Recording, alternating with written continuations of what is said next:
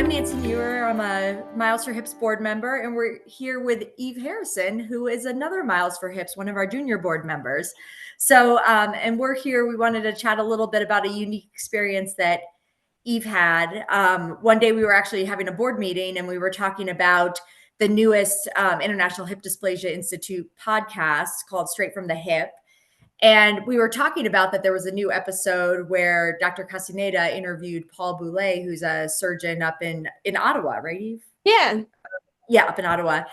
And he was talking about, there was a new study that he published and he was talking about it. And Eve goes, oh, well, wait a minute. I was one of the patients in that study. And we just thought this would be a great opportunity to talk a little bit about a kind of a unique role that patients play on the hip preservation team as participants in research studies. So Eve, yeah, why don't you talk a little bit about this study? Yeah, for sure. So, after like a long hip dysplasia journey of trying to get a diagnosis, the surgeon in my hometown referred me to Dr. Bole in Ottawa, which is about 4 hours away from where I live. And when I had my appointment with him, he kind of explained to me that he was doing a study to figure out if doing a PAO at the same time as a labrum repair would give a better outcome than just doing the PAO alone. And in talking with him, he was pretty sure that like they would give the same outcome and that the labrum repair wasn't necessary. So I consented to be in that study, and I think he was really excited to have me be a part of it because the study was looking at patients between the ages of 16 and 44, and I just turned 16 at the time, so he was like happy to have a younger person in the study groups. Yeah. Yeah, and so this study, what I think is really unique about this study, and what makes it a very powerful study in the field of hip preservation, is that it's something that they call a randomized controlled trial. You'll see that acronym RCT.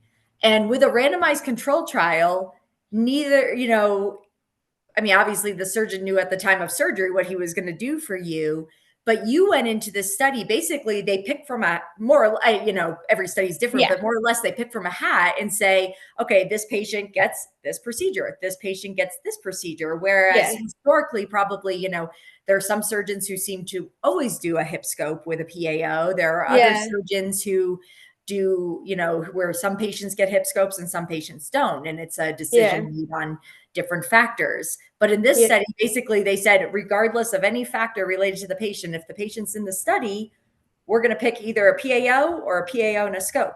So Yeah. going into surgery, you had no idea what you would wake up, what surgery you would have had. Oh, actually, I was talking Right. to my mom, and apparently I had gotten that wrong originally. And they actually told us about a month before which surgery we Oh, were getting. And I just didn't know that it would be different scars. So I woke up with 3 scars instead of one because the hip scope was two little scars on the side of my leg, and the PAO was a small, like, short little scar across the bottom of my stomach. And I was lucky because going into this study, I was happy to participate and be a part of this research, but I kind of was secretly hoping to be in the labor repair and PAO group. So I was happy. I ended up being in that group for both of my hips. I did them about a year apart from each other. Oh, I didn't realize you were in it twice. Yeah, isn't that so? I think it would have complicated the research a bit if I had Mm. um, been in different groups for each of my hips. So I that worked out well, and although like I got to be in the group that I wanted, which had the labor repair, um, the results show that it didn't matter if I would have had no labor repair because it showed no difference in the outcomes of both groups of patients. When you were going into this, what did they tell you about the research ahead of time? What did you know when you made the decision to get into it or to consent to it? So it was a very quick appointment where he just said, you have hip dysplasia and we're doing this study and here are the consent forms. These surgeons are really like to the point, and it was a bit of a funny appointment, but he just told me that the volunteers for the study would either get a PAO or a PAO and a labrum repair, and you'd know about a month before which group you're going to be in. And yeah, and he told me that it was a study that was going on across the US and Canada, so there was multiple centers where they were doing it. Ottawa was just one of them. Um, and yeah, and it's interesting that they have to tell you which group you're in a surgery study like this, because obviously, I'm actually learning about this in one of my research methods courses in school, but like it's not ethical to like go in for surgery and not perform it. So like if it was double blinded or single blinded, I mean, they would have to make the scope scars but not repair the labrum, which wouldn't be ethical at all, especially when they didn't know the results of the study. Mhm. So they told us about a month before the surgery happened, and yeah. How did you, I mean, did you pretty much in that moment just sign the papers, or did you go home and think about it a little bit, or what was your decision of whether or not to participate? Was it?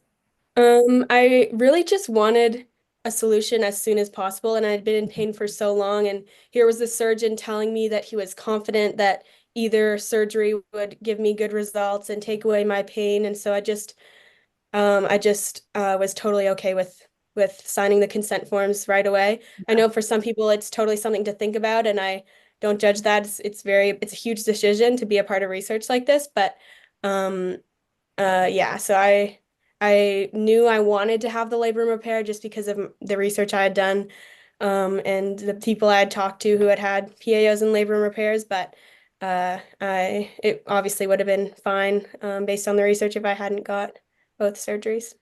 Yeah, well, and it's interesting because now in retrospect, you have the results of the study and you know that Yeah, pretty much whatever group you ended up in, you probably would be in the same situation now.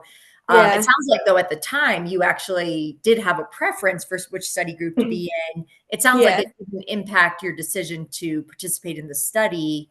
I mean, yeah. do That's you have interesting. any ideas that can you look back in retrospect and go, wow, if I had found out, that's interesting that you knew a month before. I figured you found out Yeah, when you woke up and you had different, yeah. certain scars. Do you think that would have changed your, like, that you think you would have said, oh, maybe I won't participate in this? Or do you, based on what you had learned, or did you feel based on how it was presented that it seemed like a Hmm. reasonable direction to go? And I guess they could always have done a scope later Yeah. if they I found think different that results. The first thing I think about when you ask that question is if everyone who was told that they would be getting just the PAO backed out of the study because they wanted both, like the Yeah. results would be skewed, you know? So Mhm. I hope that I wouldn't have backed out. And I don't think I would have. I think I trusted Dr. Bole. I'm not sure if it was a good way to present it to me, but he told me either one you get, it's going to be the same, which he told me without knowing the results of the research, but he was pretty confident in that. So I felt good about it. And I think a lot of times, I mean, it kind of varies depending on the project, but I'm sure a lot of these times by the time, sorry, I can't speak, by the time you get to the point of doing a randomized control trial, you probably either have a strong feeling that it makes Yeah. zero difference, or you expect that one's going to be, well, I think if one was going to be clearly superior, they wouldn't have even done the trial because that would almost be Hmm. unethical, right? If you knew Yeah. one was Yeah. absolutely going to go one direction. So, Yeah. yeah, that's pretty neat though. And Hmm. this study, I mean, this, if anybody hasn't listened to the podcast, it really is a nice summary of the study. Obviously, the research article is published. I think it's actually available, what they call open access, like anybody Yeah. can read it. Um, but this has been a pretty long awaited study because this is such a controversial topic in PAO surgery of do you need to repair the labrum, yes or no. So you've had the opportunity to participate in a really long awaited and pretty pivotal study in this world. But how does it feel to, to be a participant in it when you hear the podcast, Honestly, see the research printed? yeah, it feels really great. It was really cool to participate in it and like complete the questionnaires as we were going along. I every like couple weeks and then every couple months after that, I completed these really long questionnaires online about my quality of life and my hip pain and my lifestyle and what I was able to do. And then like seeing the results of it afterward is really cool to be a part of. And honestly, it feels like such a privilege to be able to contribute to the knowledge base that exists for hip dysplasia now because it's such a misunderstood and understood topic in the medical field. So it feels really good to be a part of. Yeah, I mean, what a great experience, and I think that's something, we as patients all, I mean, we all hope that our surgeons are well informed and making good decisions about our care based on everything that's known. But I mean, this field is evolving like crazy. And there's so much Hmm. that, I think we all wish that we knew everything about it, or that our Yeah. surgeons, we wish that our surgeons knew everything about it. But when you're in a field that's constantly evolving, I mean, really, this is how change happens. This is how we get better diagnosis. This is how we get better treatments. This is how we get better outcomes. This is how we get, good longevity, is to have good research. And, this is how it happens, Hmm. is that getting patients involved in it, and getting trust from the patient communities that this is a worthwhile investment of their time. But so that's wonderful that you got to participate. Do you have any advice that you would give to patients who face the decision to participate in hip dysplasia research as a patient participant? Yeah, for sure. I think that not everyone has to jump into consenting to a study as quickly as I did, and like weighing the pros and cons of it is super important because obviously you don't know, like the results are never guaranteed. Mhm. Um, but like obviously the results of this study are super long-awaited and important, but we have a lot more to learn about hip dysplasia, and it was such a privilege to be able to participate in this that I think that it would be great. Like I don't know, it feels like it's a great privilege to contribute to the knowledge base, and I would totally recommend it for other people if they feel up to it and that it's right for them. Yeah, no, I think that's great advice. And I think just on that note too, I come from some research background. I know you're aspiring research and have some research background in some of your studies as well. And you brought up an interesting point of saying, it's you don't have to consent. So consent's the process when you agree to be in a study.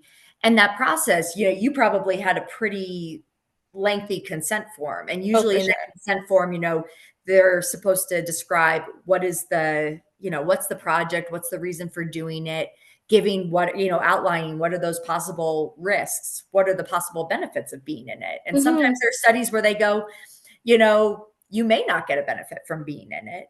Hopefully you don't get harmed from being in it, but Yeah. it may be something that just contributes to knowledge and you don't benefit from personally. Hmm. But there usually is a very long, lengthy waiver. So certainly, and one of the things with research too is that people always have, you can't be discriminated against if you choose not to participate. Like that should never negatively affect your care. And people have the right to pull out at any time if they don't feel Hmm. comfortable. So, Yeah. it's certainly when patients do make the decision to participate, it's not like you're just asked, hey, do you want to do this? Yes or no. Like it usually is a very formal, lengthy process. And the process should have gone through, I know for this study particularly, what they call an institutional review boards, or, Canada might be a different name, but Yeah. usually there's like an ethics review committee looking Hmm. at to make sure that the study is appropriate. So anyway, it is a process that has a lot of safeguards built into it. Hmm. And I think, like you said, you had very strong reasons for being like, I just want to get involved. I just want to get this Yeah. surgery. I Yeah. know that I'm going to get the surgery either way. I'm going to get a surgery either way. Honestly, at this point, I just want to move forward. But Yeah. also Yeah. very fair that if people get invited to participate in a research study, you don't have to make a decision at that moment. You can ask to take the Yeah. information home. You can read through it. I think I actually participated in a study where they did, I think they're looking at tranexamic acid, or is that but it's like a medication too. I think they think it reduces blood loss or something like Oh yeah. that. And I remember being a little torn. I'm like, I kind of want the medicine, but they were like, we don't know if it really matters if you get it or you don't get it. And, it was a big decision. And I think I don't even remember. I think I decided to participate in it. I actually don't even Yeah. know if I ever got it.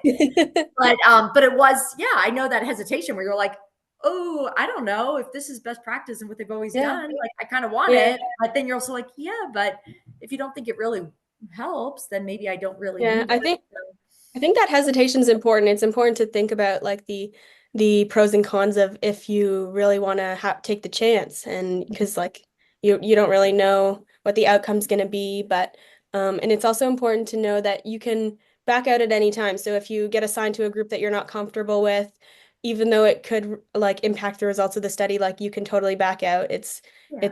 It's not even backing out. It's just like not agreeing anymore, which is And completely it valid. shouldn't impact your care at all. So that's, Yeah, I think no, it won't. important Yeah, to know that, yeah, for sure. it's not like your surgeons could be like, well, I don't I don't care about not them work with you because you didn't, yeah. do the study. So, Yeah. wow, but what a great experience. Anything else you'd like to share or I think that's everything. Thank you so yeah. much. No, thank you so much for sharing. We just thought this was a great opportunity and so glad you got to tell us about it. Yeah, thank you. Appreciate it. Thank you.